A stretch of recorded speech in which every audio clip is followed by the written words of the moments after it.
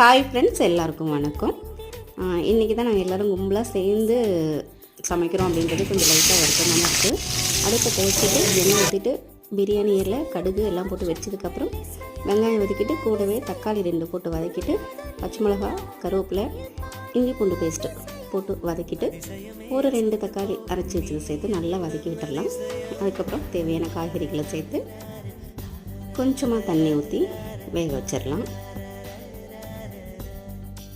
இதில் வந்துட்டு காரமும் கரம் மசாலும் அவங்கவுங்க ருசிக்கும் தேவைக்கும் ஏற்ற மாதிரி. ரொம்ப ஃபாஸ்ட்டாகவே இந்த வருஷம் போயிடுச்சு. சீக்கிரமாக நம்ம கோர்ஸ் கம்ப்ளீட்டும் ஆயிடுச்சு. இந்த மாதிரி இருக்க தேங்காவை அரை தேங்காய் எடுத்துகிட்டு அரை மூடி தேங்காய் எடுத்துகிட்டு கொஞ்சம் சோம்பு ஒரு 2 ஸ்பூன் பொட்டுக்கடலை சேர்த்து அரைச்சி வச்சுருக்கோம். அதையும் சேர்த்துட்டா கமன்னு குருமா ரெடி. நான் என்ன யூஸ் பண்ணணும்னு சொல்லி பார்த்தீங்கன்னா சப்பாத்திக்கு ரொம்பவே ஃபாஸ்ட்டாக போட்டாங்க இல்லையா. அடுத்த வீடியோவில் பார்க்கலாம். பாய்.